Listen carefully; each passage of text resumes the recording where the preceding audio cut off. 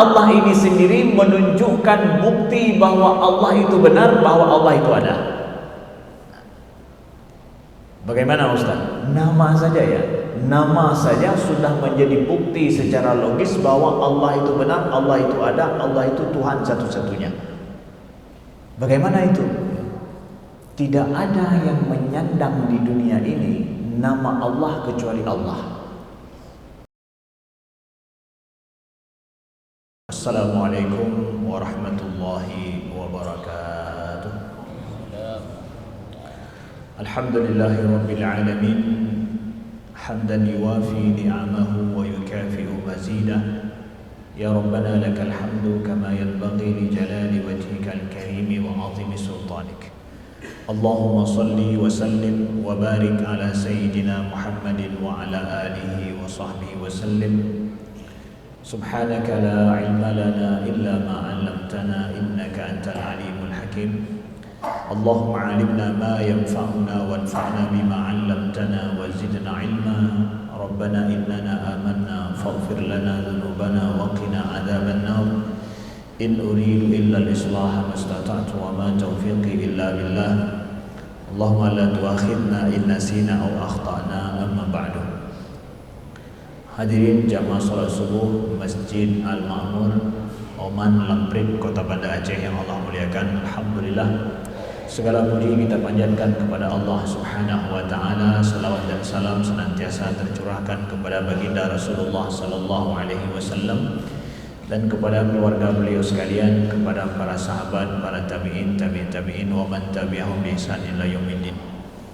Alhamdulillah, bahagia di subuh yang berbahagia ini Allah kumpulkan dalam majlis yang kita cintai ini. Mari sama-sama kita meniatkan i'tikaf di masjid. Sama-sama kita meniatkan menunggu salat syuruk dan sama-sama kita meniatkan untuk menuntut ilmu. Mudah-mudahan sejenak kesempatan kita di masjid Allah tuliskan sebagai bagian dari amal ibadah kita pada Allah Subhanahu wa taala. Yang pada bulan Ramadan ini mudah-mudahan Allah lipat gandakan dengan kelipatan yang tidak terhingga insyaallah taala. Amin ya rabbal alamin. Tema kita di subuh yang berbahagia ini kami mengangkat tentang akidah bismillah. Bermakna adalah akidah yang dikandung di dalam kata-kata Bismillahirrahmanirrahim.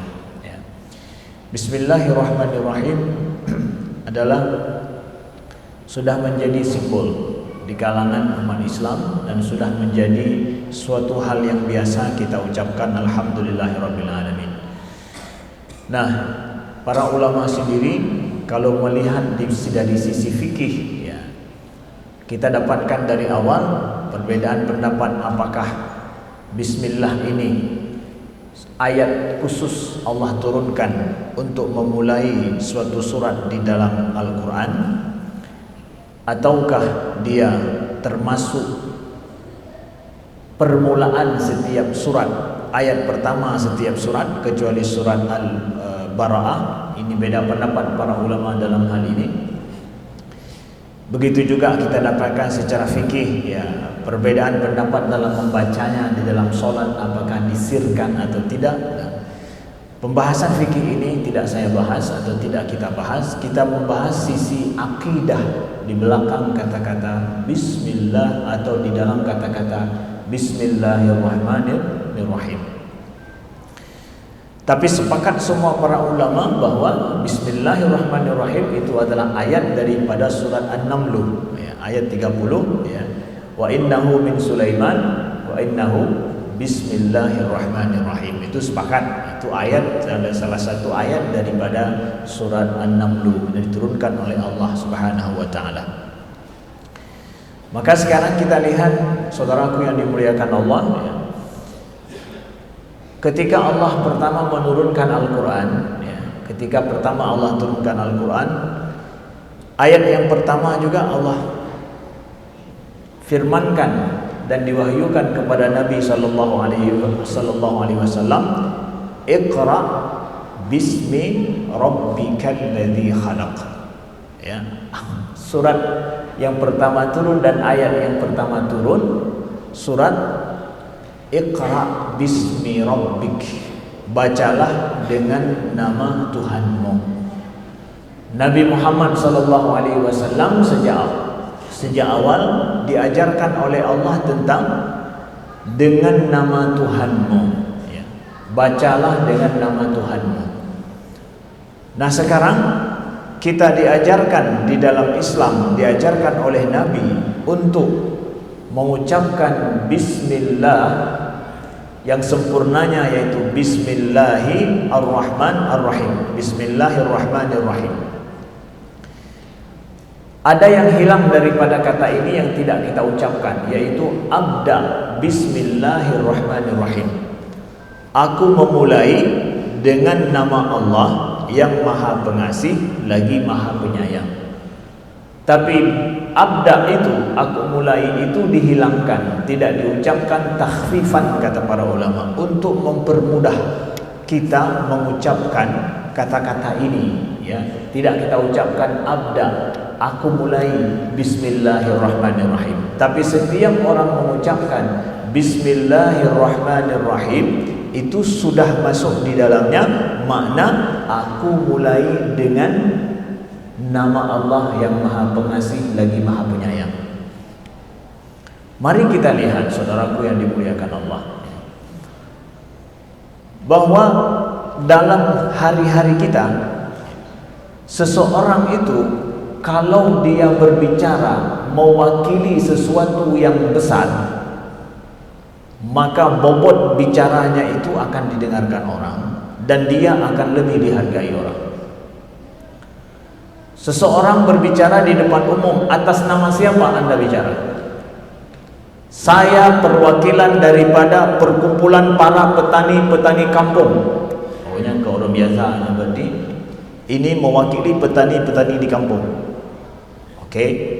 Saya berbicara di sini atas nama Bapak Presiden. Yang lebih mandu bitabe, mandu ikalan, ya. Walaupun urang doen ubit hana ganteng lom, tapi mewakili presiden, mandu dengan. Mewakili siapa? Saya berbicara di sini mewakili Bapak Presiden atas nama Bapak Presiden Indonesia.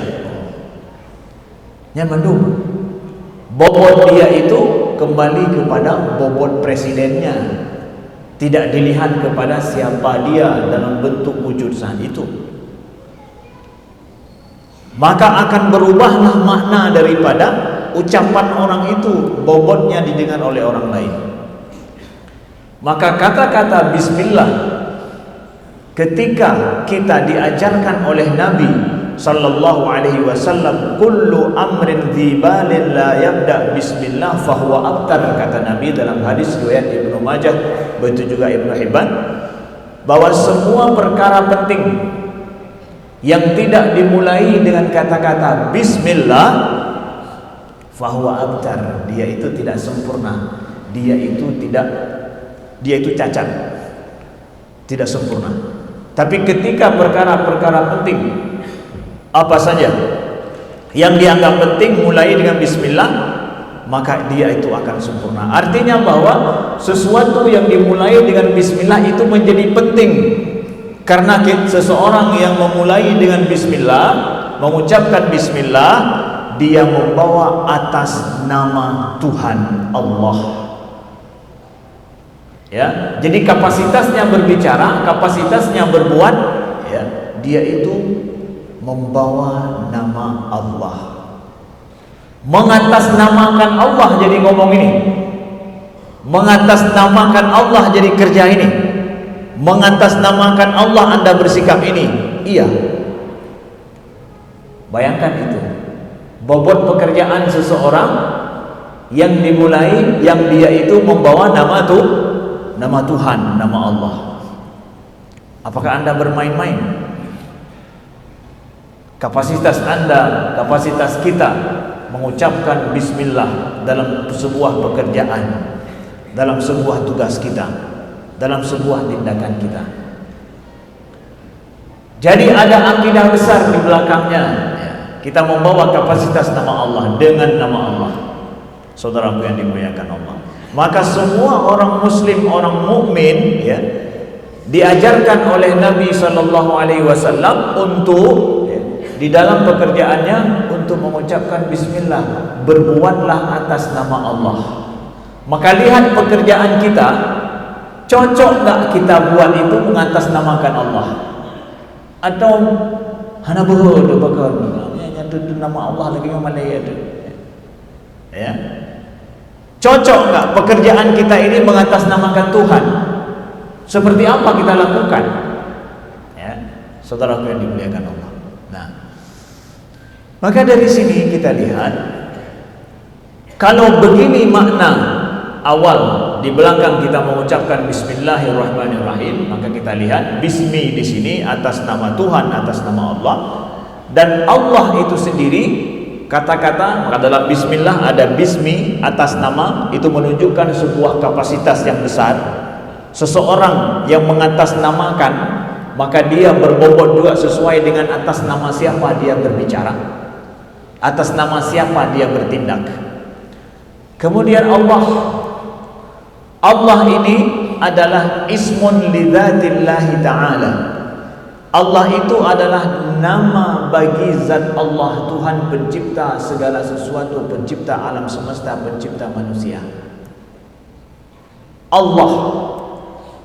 Dan Allah ini sendiri, kata-kata Allah atau ismun Allah, wala dzikrullahi akbar, kata Allah, menyebutkan nama Allah itulah yang paling besar.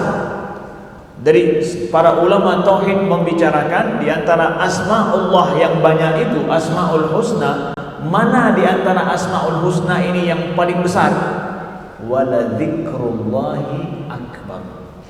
Menyebutkan nama Allah, Allah itu nama yang paling mulia daripada semua nama-nama.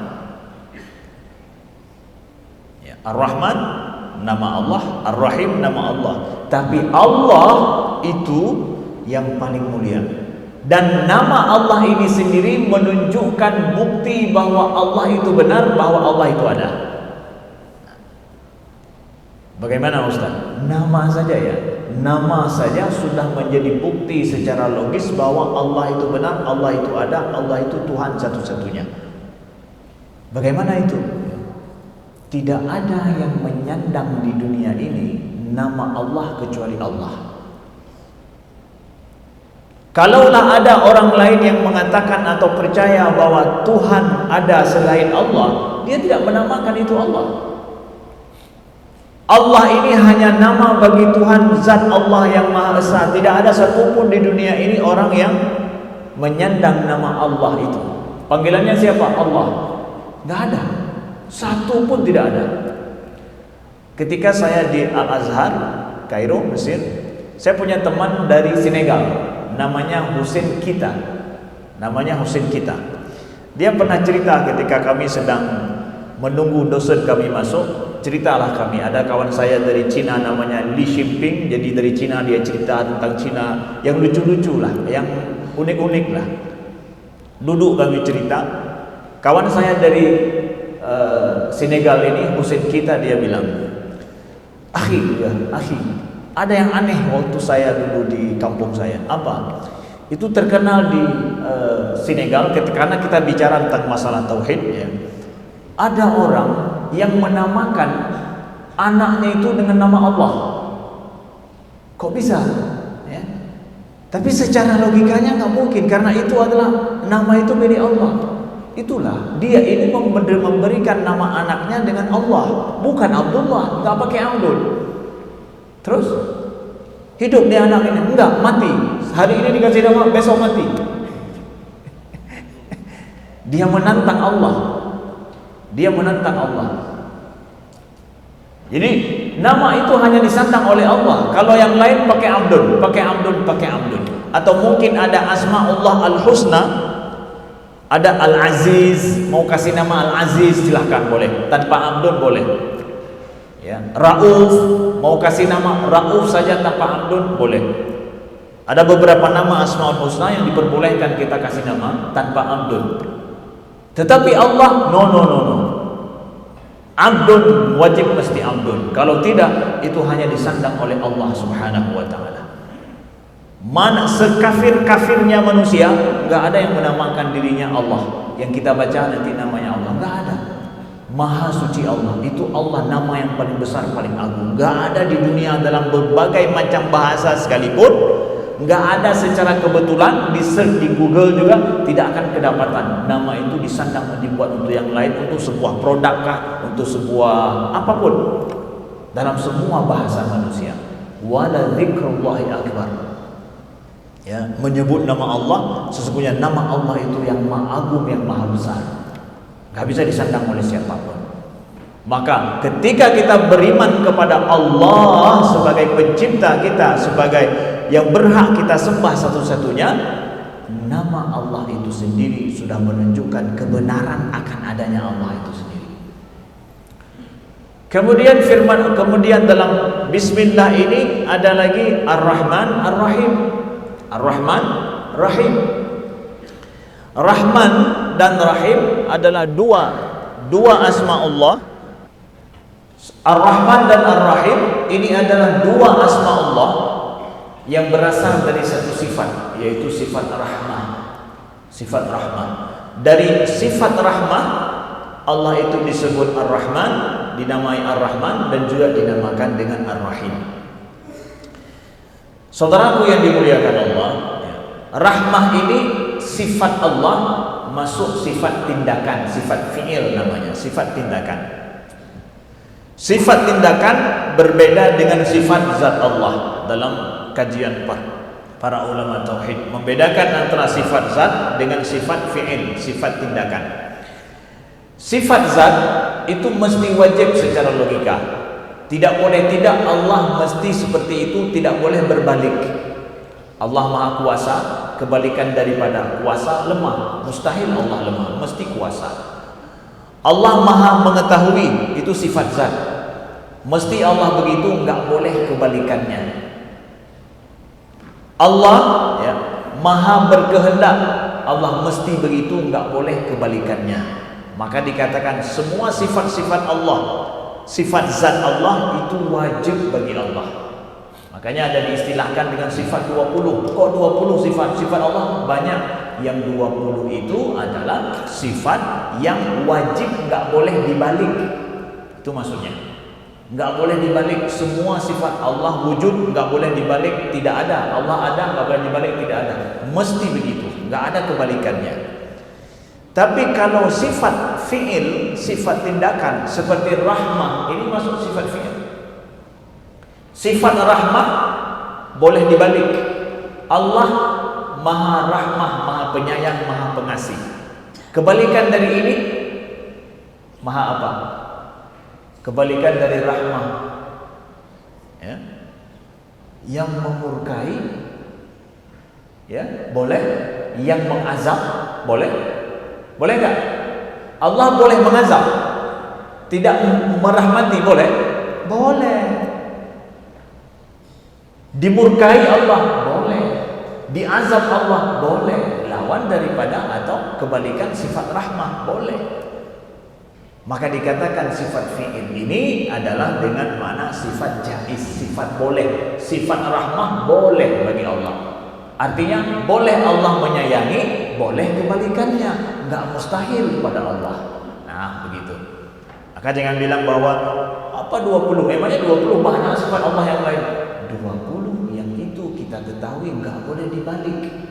Wajib diketahui seperti itu sebagaimana adanya. Allah ada, enggak boleh dibalik, tidak ada, mustahil langsung. Ya. Allah Maha Mendengar, enggak boleh dibalik, kebalikan daripada mendengar itu enggak berlaku pada Allah. Tapi kalau sifat fi'il, Allah merahmati, Allah memberi rizki, Allah menghidupkan, itu enggak masalah dibalik. Allah menghidupkan, lawannya mematikan, boleh, memang begitu.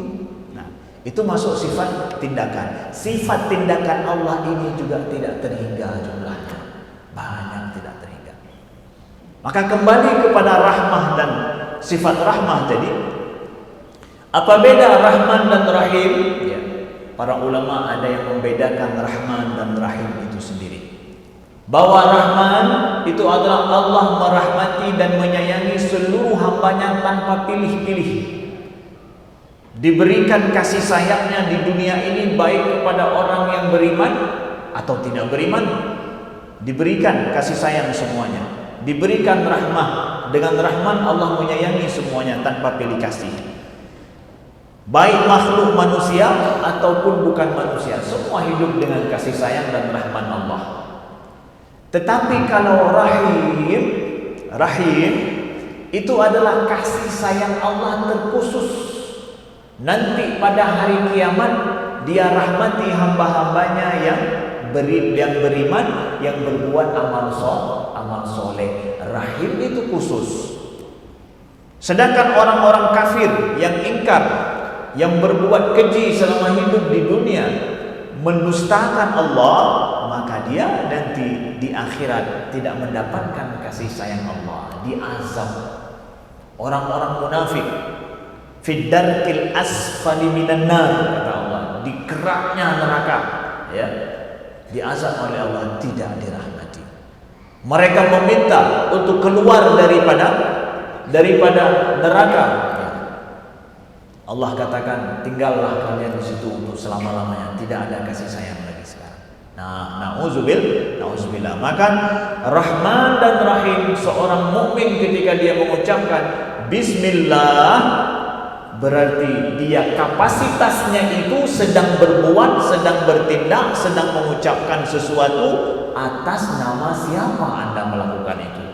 Allah. Dan Allah itu nama yang paling besar bagi Allah. Main-main gak dengan Bismillah? Ya? Tidak main-main dengan Bismillah. Maka jadikanlah setiap tindakan kita, saudaraku yang dimuliakan Allah, itu bisa kita mengucapkan Bismillah. Kapasitas Bismillah itu bisa kita pakai. Jangan main-main dengan sebuah perbuatan yang Anda mengucapkan Bismillah. Bismillah.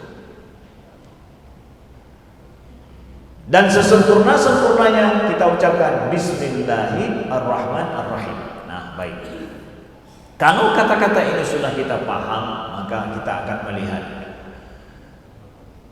seorang mukmin ketika dia mengucapkan Bismillahirrahmanirrahim, bahwa akidah dalam dirinya setelah dia mengetahui kapasitasnya adalah berbicara atas nama Allah, berbuat atas nama Allah, bersikap atas nama Allah, juga di situ bermakna bahwa dia yakin, beriman bahwa segala sesuatu yang dia lakukan itu dia pasrahkan kepada Allah Subhanahu wa taala. Dia pasrahkan sepenuhnya kepada Allah Subhanahu wa taala. Dia beriman, dia yakin bahwa segala sesuatu itu bisa bereaksi itu dengan kehendak dan atas kudrah Allah Subhanahu wa taala. Nah, seorang petani misalkan, petani menanam benih di sawah, ya. Dia ucapkan di awal dia menanam benih itu dengan Bismillahirrahmanirrahim, ya, Bismillahirrahmanirrahim. Seorang petani yang mengucapkan Bismillahirrahmanirrahim, dia punya itikat bahwa ini benih yang dia tanam, dia itu nampak mati, benih ini bisa bereaksi sehingga dia nanti akan tumbuh dari dalam tanah, kemudian dia membesar, membawakan hasil, yang hasil itu berguna, bermanfaat baginya dan bagi seluruh makhluk hidup. Itu sebuah reaksi. Siapa yang mengontrol itu semua? Siapa yang menghidupkan? Siapa yang memberikan hasil? Ya. 5 kilo benih padi dia bawa ke sawah, dia taburkan dengan Bismillahirrahmanirrahim. Maka dengan kuasa Allah, dengan kasih sayangnya, Allah tumbuhkan benih itu sehingga keluar benih biji yang banyak. Dari situ menghasilkan 500 kilo padi. Itu dengan apa itu semua? 500 harus pakai mobil, nggak sanggup diangkut dari sawah. Dia bawa 5 kilo, dia taburkan, ya. Ketika beberapa waktu kemudian dengan kasih sayang Allah, atas nama Allah dia berbuat itu, kemudian dengan kasih sayang Allah dia tumbuh, hasilnya harus sewa orang angkat sebentar bawa pulang ke rumah. Itu dengan apa itu? Kasih sayang Allah atau apa? Maka seorang mukmin mengucapkan Bismillahirrahmanirrahim adalah pendidikan akidah yang paling inti di dalam hari-hari kita. Pendidikan akidah yang paling inti, dia pasrahkan kepada Allah. Apa beda orang mukmin mengucapkan bismillah dengan orang kafir yang enggak mengucapkan bismillah dalam perbuatannya?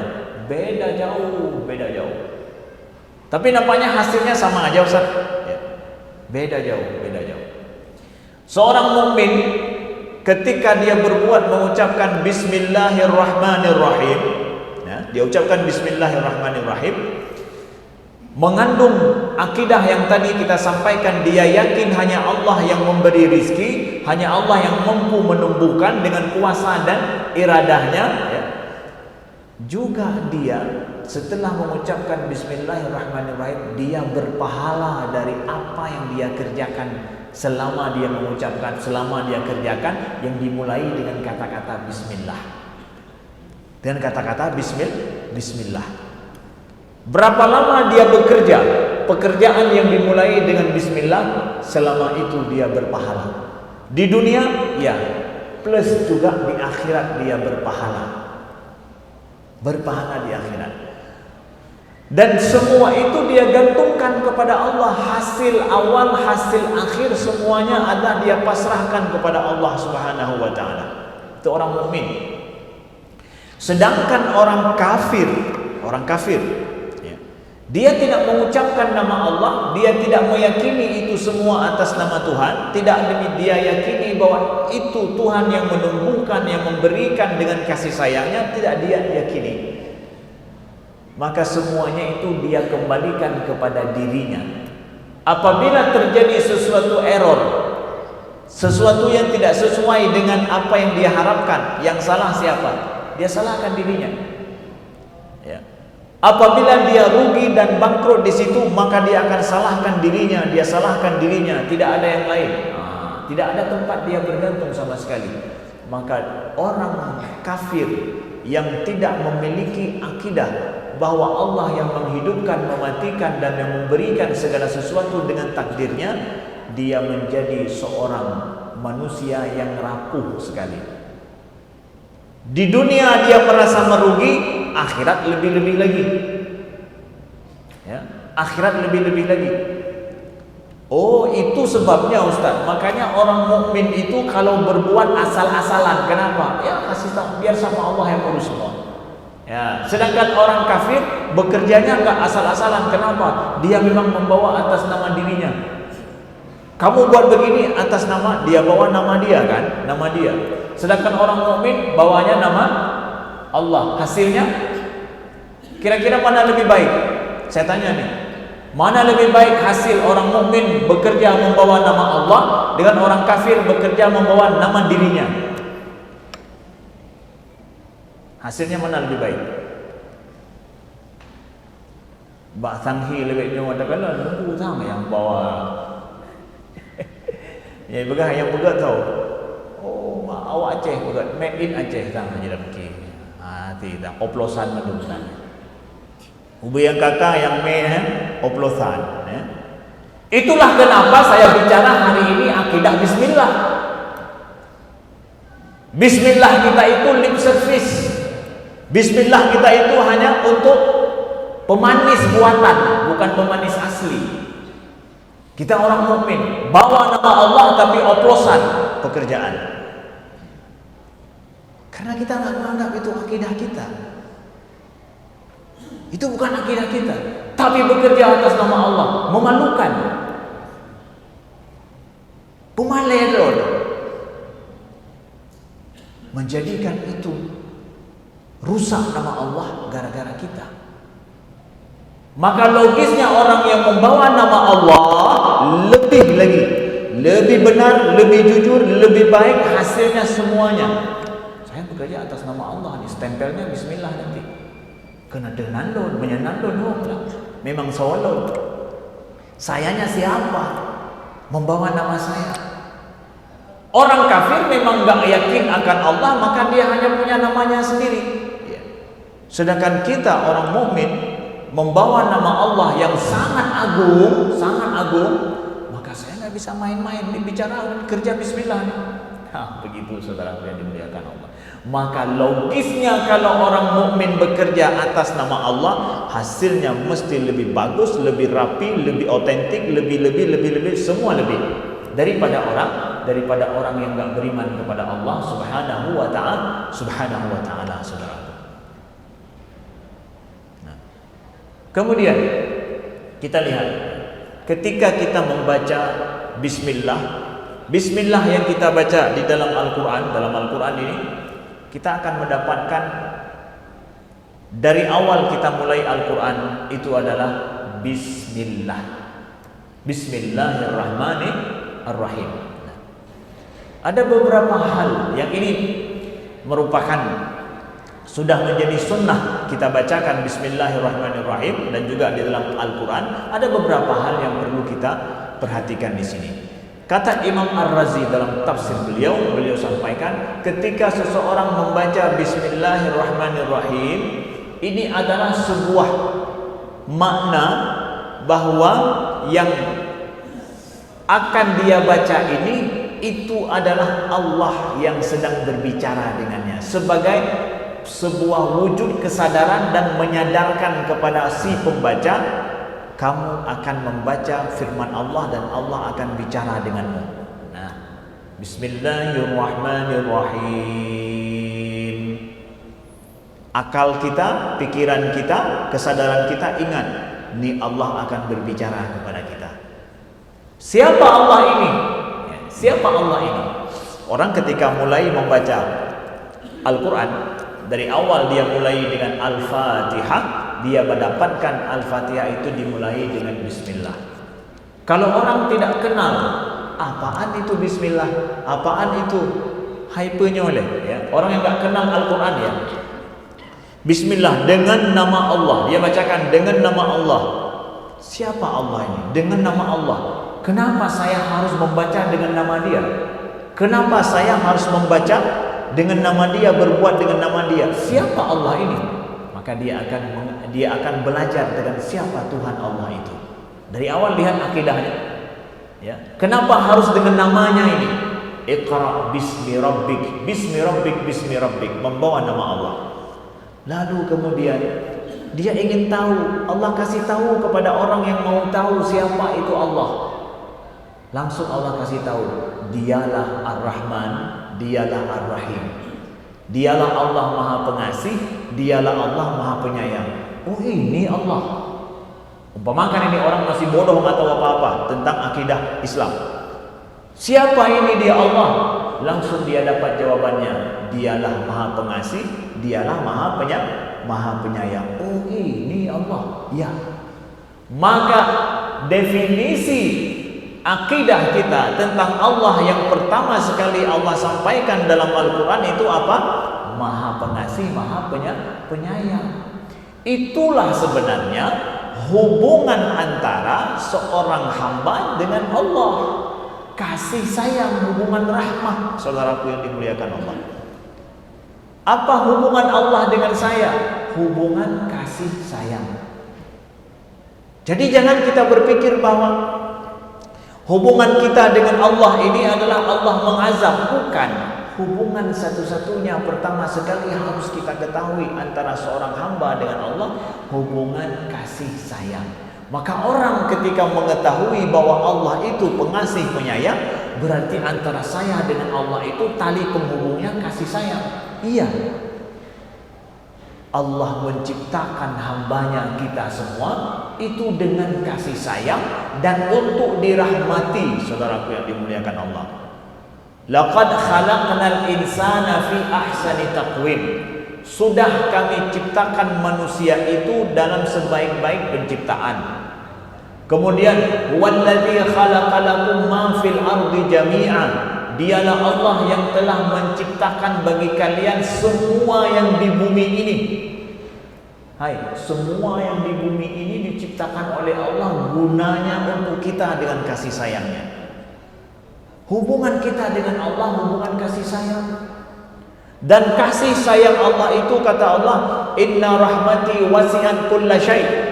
Dan rahmatku itu meliputi segala sesuatu. Kemudian kata Allah, inna rahmati sabaqat ghadabi dalam hadis qudsi, bahwa rahmatku itu mendahului daripada kemurkaanku. Jadi enggak murka dulu baru rahmat, tapi rahmat dulu baru murka. Kalau engkau tidak pantas dirahmati Allah, baru pantas dimurkai. Jadi orang-orang yang kena murka Allah itu sudah lewat saringan rahmat. Sudah lewat saringan rahmat, udah betul-betul enggak pantas dirahmati oleh Allah yang Maha Pengasih Penyayang, yang penyayang pengasihnya tidak terbatas. Lewat juga, baru dia dapat murka Allah. Makanya Allah takdirkan begini kan? Allah takdirkan bahwa seorang hamba yang beriman kepada Allah, apabila dia berbuat sebuah kebaikan, dilipat gandakan 10. Betul? Orang berbuat satu kejahatan ditulis 10 atau 1? 1. Allah adil enggak itu? Adil? Enggak adil. Allah dalam mengganjani hambanya tidak adil. Kok bisa Ustaz? Kalau adil sama-sama ditulis 10-10. Makanya Allah mengganjari hambanya dengan kasih sayang, bukan dengan keadilan. Kalau Allah mengazab hambanya, itu dengan adil. Kalau ada hamba yang kena azab, itu dengan keadilannya. Tapi Allah memberikan ganjaran baik bagi hambanya dengan kasih sayang, dilipat gandakan 10. Jadi semua amal kebaikan kita dilipat gandakan oleh Allah. Bahkan kalau bulan Ramadan, kelipatannya itu menjadi apa? Berapa kali lipat bulan Ramadan nih? Saat ini nih. Ya. Bukan 10. Itu enggak pakai rumusan hari-hari 10. Tapi ini rumusan istimewa, ya. Kalau bulan Ramadan, ini rumusannya istimewa. Kelipatannya 700, dari 700 sampai begini nih. Apa itu? Tidak terhingga. Jadi Allah sebenarnya mau merahmati atau mau mengazab sih? Allah ini menciptakan kita untuk dirahmati atau untuk diazab? Untuk dimasukkan ke surga atau mau dimasukkan ke neraka sebenarnya? Hah? Untuk dirahmati, untuk dimasukkan ke surga. Sudah dilipat gandakan begitu setiap amal kebaikan dilakukan. Malam bulan Ramadan ada satu malam lebih baik daripada 1000 bulan lagi. Man hurrima khairaha faqad hurim, kata Nabi. Siapa yang enggak mendapatkan kebaikan daripada bulan Ramadan itu dapat malam Lailatul Qadar, betul-betullah dia enggak dapat rahmat Allah, kata Nabi. Udah diberikan juga malam Lailatul Qadar bulan Ramadan, enggak dapat juga atau enggak mau juga. Dan nanti di hari kiamat sudah disediakan rumusan berlipat ganda, ternyata dosanya lebih banyak daripada kebaikannya. Bayangkan ini orang nih. Di hari kiamat ketika ditimbang, dosamu kok masih lebih banyak dari kebaikanmu. Adil enggak Allah ketika mengazab ini orang? Hai, kebaikan lu lipat gandakan sampai tak terhingga, tapi troro kiamat tu no, ya, troro kiamat mandang lebih besar daripada buku kebaikan. Beat the ball, bahasa orang Aceh. Kayaknya mana? Beat the ball. Ya? Untuk dirahmati oleh Allah Subhanahu wa taala. Inna rahmati ghadabat sabaqat ghadabi, kata Allah. Rahmatku itu mendahului daripada azabku, kata Allah. Udah begitu dosanya lebih besar. Nah, lihat nih. Butuh-butuh ikan lewat saringannya. Binyo bertuh jaring udangnya, ya, saudara cek. Bertuh jaringnya udangnya. Nah, masuk dia. Kalau dia orang mukmin ini, mukmin yang bertuh jaring. Mukmin bertuh jaringnya. Ya, saya enggak tahu bahasa Indonesia yang bertus jaring itu ya. Bertuh jaring dia pegang, ya. Dimasukkan oleh Allah kemana dulu? Kemana dulu dia dimasukkan oleh Allah? Ke neraka dulu atau ke surga dulu? Kan ini bawa dosa banyak ini. Ya, karena dia mengoplos Pertamina seluruh Indonesia sebab dosa ni raya. Ya. Jadi hanya tanggung-tanggung. Dia akan masuk ke mana dulu? Syurga dulu atau neraka dulu? Kalau dia orang mukmin, masuk ke mana? Neraka dulu. Mau kalau disuruh pilih, mau masuk neraka dulu atau syurga dulu? Pilih mana kira-kira? No, desana. Mau mana dulu? Neraka dulu atau syurga dulu? Pilih mana kira-kira? Karena ini harus pilih ini. Tapi Allah memilih untuk orang ini masuk neraka dulu kan. Ya Allah, syurga pendang ini, mau jicipnya benar. Tamun syurga ini, lehnya nyencuk dalam neraka selama-lamanya. Akibat? Tidak kan? Allah masukkan dia dalam neraka dulu sementara masuk engkau ke dalam syurga selama-lamanya. Ya Allah. Jadi masuknya si hamba ini yang bertuh jaring guna ke dalam neraka dulu juga rahmat Allah. Juga dengan rahmat Allah. Rahmat Allah adil, dia masuk ke situ dulu. Karena nanti engkau dirahmati dengan rahmat selama-lamanya. Makanya dikatakan oleh para ulama tauhid bahwa Allah memberikan ganjaran baik kepada kita dengan rahmatnya, dengan kasih sayangnya. Dan seseorang masuk syurga itu dengan rahmat Allah, bukan dengan amalannya sebenarnya. Ya, jadi salah-salah mafhum ya. Illa an yataghammadani Allahu birahmatih, kecuali Allah memang memberikan karunia rahmatnya kepadaku, kata Nabi. Dengan itu kita masuk syurga. Begitu juga ketika Allah mengazab seorang hamba dengan neraka sekalipun, maka itu adalah bukan dengan kemurkaan, tapi dengan keadilannya Allah. Wa ma rabbuka bizallamin lil 'abid. Tuhanmu sama sekali tidak menzalimi hambanya. Yakinlah itu dengan seyakin-yakinnya. Saudaraku yang dimuliakan Allah. Maka mesti yang di dalam syurga itu lebih banyak daripada dalam neraka. Kok bisa Ustaz? Karena rahmat Allah lebih luas daripada murkanya. Kita diciptakan untuk dirahmati oleh Allah Subhanahu wa ta'ala. Terakhir adalah saya bacakan sedikit ini ya, daripada Imam Ar-Razi, hal-hal yang luar biasa beliau sampaikan kepada kita. Sebuah kisah beliau sampaikan, pernah seorang pengembala kambing lewat di depannya seorang orang soleh lah, orang baik. Lalu dia tanya, ketika dia lihat si pengembala kambing ini sedang sibuk menjaga kambing daripada serigala, lalu dia katakan, ya, ditanya oleh orang soleh yang sedang lewat ini dalam tafsir Ar-Razi ya, beliau sampaikan kisah ini. Beliau sampaikan, ada orang soleh ini tanya, sampai kapan kambing itu, ya, dia lihat bahwa kisahnya si pengembala ini begitu tenang dia menjaga kambingnya sehingga serigalanya ini nggak ada yang datang gitu. Ya. Dia tanya, sampai sejak kapan serigala itu berdamai dengan kambing? Ya. Orang soleh yang tanya nih sama seorang pengembala kambing, sejak kapan serigala itu berdamai dengan kambing sehingga engkau begitu tenang dalam mengembalai kambingmu? Apa jawab dia? Jawab dia adalah min hina stalaha rahima Allah Ta'ala. Sejak pengembala itu berdamai dengan Tuhan, dengan Allah.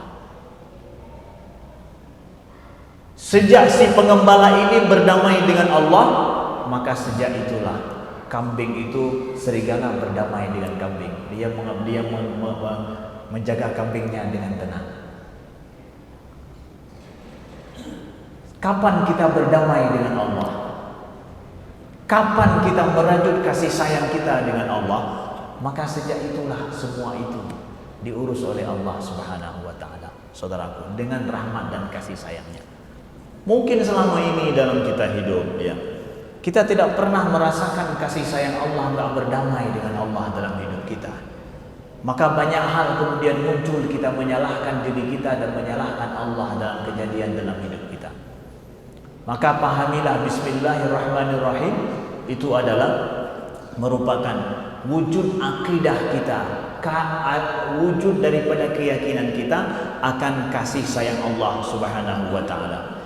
Terakhir Imam Ar-Razi sampaikan, beliau sampaikan bahwa kalau Allah ajarkan kepada Nabi Nuh bahwa beliau selamat daripada bencana besar dengan kata-kata apa? Bismillahirrahmanirrahim wa mursaha. Kan begitu? Allah mengajarkan kepada nabinya Nuh alaihi salam untuk selamat daripada bencana besar dalam sebuah kapal, bukan gara-gara kapalnya saja ya, tetapi dengan kata-kata apa? Bismillahirrahmanirrahim wa mursaha. Selamat tidak Nabi Nuh? Selamat. Maka ketahuilah kata-kata bismillah itu menyelamatkan. Bismillah dalam setiap tindakan, ucapan kita dan perbuatan kita menyelamatkan kita.